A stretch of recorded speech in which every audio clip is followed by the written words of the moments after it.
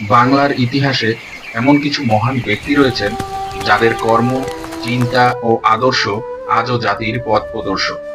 তাদের মধ্যে অন্যতম ছিলেন শেরেবাংলা আবুল কাশেম ফজলুল হক, যিনি কেবল একজন রাজনীতিবিদই নন, ছিলেন কৃষকের অধিকার রক্ষক, শিক্ষার প্রসারক এবং জাতির এক অবিস্মরণীয় পথ প্রদর্শক।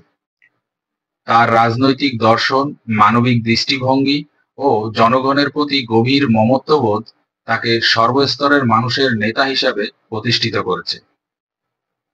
শৈশব, জন্ম ও শিক্ষা জীবন। শেরেবাংলা এ কে ফজলুল হক 1873 সালের 26 অক্টোবর বরিশালের জালিয়াকৈর উপজেলার সাতুরিয়া গ্রামে জন্মগ্রহণ করেন।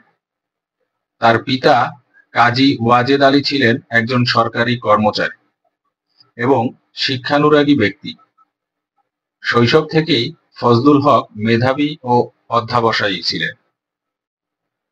তিনি প্রথমে বরিশাল জিলা স্কুল থেকে প্রবেশিকা পরীক্ষা উত্তীর্ণ করেন এবং পরবর্তীতে কলকাতার বিখ্যাত প্রেসিডেন্সি কলেজে ভর্তি হন। 1894 সালে রসায়ন, গণিত ও পদার্থবিজ্ঞানে সম্মানসহ স্নাতক ডিগ্রি অর্জন করেন। এরপর 1896 সালে গণিতে স্নাতকোত্তর ও 1897 সালে আইনে ডিগ্রি লাভ করেন। এই সময় থেকেই তার মেধা ও বাগ্মিতা তাকে স্বতন্ত্র করে তোলে। শিক্ষা জীবন শেষে তিনি কিছুদিন সরকারি চাকরিতে যুক্ত থাকলেও শীঘ্রই পদত্যাগ করে কলকাতা হাইকোর্টে আইন পেশায় আত্মনিয়োগ করেন। এভাবেই শুরু হয় তার এক বহুমাত্রিক জীবনযাত্রা। রাজনীতিতে প্রবেশ ও প্রাথমিক ভূমিকা। ফজলুল হকের রাজনৈতিক জীবনের সূচনা হয় বিংশ শতাব্দীর প্রথম দিকে। 1913 সালে তিনি বাংলার মুসলিম লীগের সেক্রেটারি নিযুক্ত হন এবং 1916 সাল থেকে 1921 সাল পর্যন্ত অল ইন্ডিয়া মুসলিম লীগের সভাপতিত্বর দায়িত্ব পালন করেন। একই সময় তিনি কংগ্রেসের সঙ্গেও যুক্ত ছিলেন। 1916 থেকে 1918 পর্যন্ত তিনি ভারতীয় জাতীয় কংগ্রেসের সাধারণ সম্পাদক ছিলেন। এভাবেই তিনি একদিকে মুসলিম সমাজের নেতৃত্ব, অন্যদিকে ভারতীয় জাতীয় আন্দোলনের ধারায় নিজেকে যুক্ত করেন।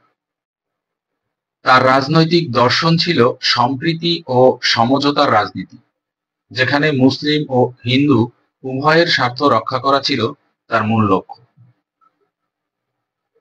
কৃষক প্রজা পার্টি ও জনগণের রাজনীতি।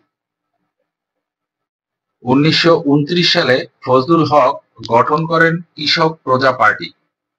বাংলার কৃষক ও প্রজাদের অধিকার রক্ষার জন্য প্রতিষ্ঠিত এই দলটি ছিল তার জনভিত্তিক রাজনীতির প্রতিফলন। এই দলই তাকে বাংলার তৃণমূল মানুষের কাছে জনতার নেতা হিসেবে পরিচিত করে তোলে। তার উদ্যোগে কৃষকদের ঋণ মুক্তি, জমিদার প্রথার সংস্কার ও প্রজাদের ন্যায্য অধিকার প্রতিষ্ঠায় একাধিক আইন প্রণীত হয়। শেরেবাংলা এ কে ফজলুল হক বিশ্বাস করতেন, দেশের উন্নতি কখনোই সম্ভব নয় যদি কৃষক ও শ্রমিক শ্রেণীর উন্নতি না হয়। বঙ্গপ্রদেশের প্রিমিয়ার। 1937 সালের নির্বাচনে কৃষক প্রজা পার্টি এবং মুসলিম লীগের সমর্থনে ফজলুল হক বাংলার প্রথম নির্বাচিত প্রিমিয়ার হন। তার নেতৃত্বে প্রণীত হয় কৃষক বান্ধব একাধিক যুগান্তকারী আইন, যেমন বেঙ্গল এগ্রিকালচারাল ডিবেটর্স অ্যাক্ট 1938, কৃষকের ঋণ নিরসন ও পুনর্গঠনে সহায়ক; মানি লেন্ডার্স অ্যাক্ট 1938, সুদখোরদের নিয়ন্ত্রণে আনতে; এবং বেঙ্গল টেন্যান্সি অ্যামেন্ডমেন্ট অ্যাক্ট 1938, প্রজাদের জমির অধিকার সুরক্ষায়। তার এই পদক্ষেপগুলো বাংলার কৃষক সমাজে নতুন আশার আলো জ্বালিয়ে দেয়। লাহোর প্রস্তাব 1940, মুসলিম রাষ্ট্রের স্বপ্ন। 1940 সালের 23 মার্চ লাহোরে অনুষ্ঠিত অল ইন্ডিয়া মুসলিম লীগের অধিবেশনে ফজলুল হক উপস্থাপন করেন বিখ্যাত লাহোর প্রস্তাব, পাকিস্তান রেজুলেশন। এই প্রস্তাবে মুসলিম সংখ্যাগরিষ্ঠ অঞ্চলে স্বাধীন রাষ্ট্র গঠনের দাবি জানানো হয়, যা পরবর্তীতে পাকিস্তান সৃষ্টির ভিত্তি হিসেবে বিবেচিত হয়। তবে তিনি ব্যক্তিগতভাবে কখনো সাম্প্রদায়িক বিভাজন চাননি। তার লক্ষ্য ছিল প্রাদেশিক স্বায়ত্তশাসন ও রাজনৈতিক সমতা প্রতিষ্ঠা। পাকিস্তান যুগ ও পরবর্তী জীবন। ব্রিটিশ শাসন অবসানের পর ফজলুল হক পূর্ববঙ্গের রাজনীতিতে গুরুত্বপূর্ণ ভূমিকা পালন করেন। 1952 সালের ভাষা আন্দোলনে তিনি ছিলেন অন্যতম সমর্থক এবং বাংলা ভাষাকে রাষ্ট্রভাষা হিসেবে স্বীকৃতি দেওয়ার পক্ষে দৃঢ় অবস্থান নেন। 1954 সালে ইউনাইটেড ফ্রন্ট এর নেতৃত্বে নির্বাচনে জয়লাভ করে তিনি পূর্ববঙ্গের মুখ্যমন্ত্রী হন। তিনি রাজনৈতিক ষড়যন্ত্র ও কেন্দ্রীয় সরকারের হস্তক্ষেপে তার সরকার মাত্র 3 মাসের মধ্যেই ভেঙে দেওয়া হয়। এরপর তিনি পাকিস্তানের গৃহমন্ত্রী 1955 থেকে 56 সাল পর্যন্ত এবং পূর্ব পাকিস্তানের গভর্নর 1956 থেকে 1958 সাল পর্যন্ত পদে দায়িত্ব পালন করেন। 1958 সালে সামরিক শাসন জারি হলে তিনি রাজনীতি থেকে সরে যান। শিক্ষা, সংস্কৃতি ও সামাজিক অবদান। ফজলুল হক কেবল রাজনীতিবিদ নন, ছিলেন একজন মহান শিক্ষানুরাগী ও সমাজ সংস্কারক। তার উদ্যোগে প্রতিষ্ঠিত হয় একাধিক শিক্ষা প্রতিষ্ঠান: Islamia College Kolkata, Lady Brabourne College মহিলা শিক্ষা প্রতিষ্ঠান, চাখার ফজলুল হক কলেজ বরিশাল, ফজলুল হক মুসলিম হল ঢাকা বিশ্ববিদ্যালয়। এছাড়াও তার প্রস্তাবেই বাংলা একাডেমি প্রতিষ্ঠিত হয়। বাংলা নববর্ষকে ছুটির দিন হিসেবে স্বীকৃতি দেওয়া হয়। বর্তমানে ঢাকা শহরের গুরুত্বপূর্ণ এলাকা শেরেবাংলা নগর, শেরেবাংলা এগ্রিকালচার ইউনিভার্সিটি তার স্মৃতিকেই ধারণ করে আছে। আদর্শ, দর্শন ও উত্তরাধিকার।